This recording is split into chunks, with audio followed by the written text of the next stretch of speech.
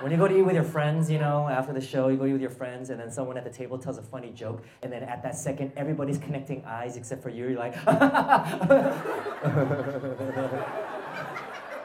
Ronry, so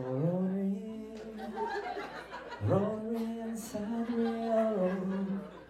It's very important for me, for my sanity, to have a social life, to have friends, because it can be a very depressing thing to just be on the road constantly and just doing shows. It can be a really lonely existence. Like, a lot of comics suffer with depression and things like that.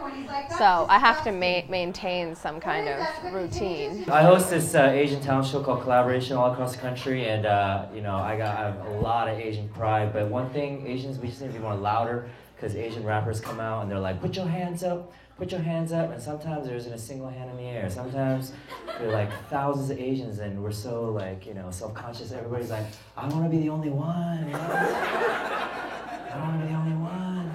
So if I was an Asian rapper, I would get everybody on my side. You know, I would come out like. If you're feeling me, sit still. If you're feeling me, sit still. Just breathe, blink, stare, and think. Keep your hands down, keep your hands down, keep your hands down, keep your hands down. Yo, 1, 2, 3 to the 4. If you think I'm the best, just breathe through your nose, breathe through your mouth, breathe some air. To me, it's the same as your hand in the air, as your hand in the air, know it's down by your side. That's how I know you're feeling my rhyme. When I do nothing, you do nothing. Oh yeah, that's how my people do it. Take your shoes off and bow down. Take your shoes off and lower your car. I think comedy has nothing to do with how good looking you are. It's about how connected you are to your comedic voice, how well you know yourself as a person. These are the things that would really resonate in your comedy.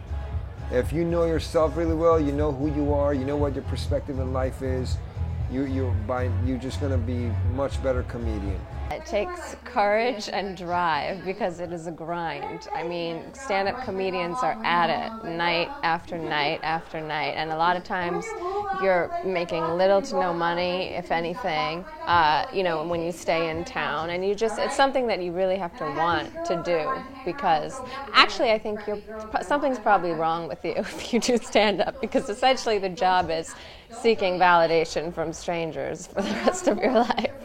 So, yeah, it's tough. For so long, you know, I was the only Asian in my neighborhood growing up. Like, non-Asian women put Asian men at the bottom, right?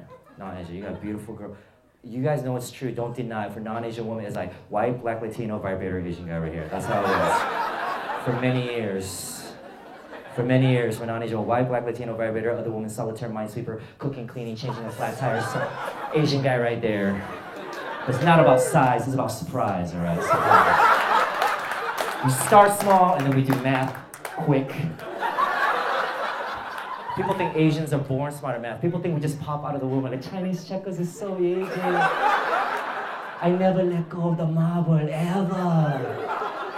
People think we just pop out of the womb. Calculus is so easy. This guy's gonna try to copy me. I'm gonna do the wrong answer on purpose. Oh, idiot. My career is kind of funny, where I'm in the Iranian community. I'm very well known.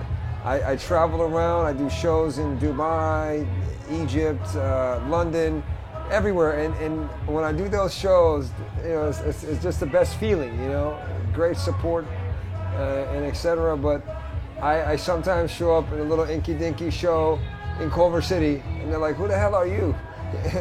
So that's what happens when you're a niche comic in a sense, or you're having broken out in the mainstream in a degree. But I tell you, it's cool. I really enjoy it. You're gonna have a lot of really, really great successes, and you're gonna have a lot of really shitty, what am I doing, I'm gonna kill myself moments as an artist. Just, you know, don't take either one of those moments too seriously. If this is what you want to do, just recognize it's going to go like this forever, you know, and when you get to where you need to get to, the only person who's going to be able to say you're there is you. You know, you're going to know when you're happy. You're going to know that you've gotten where you need to get.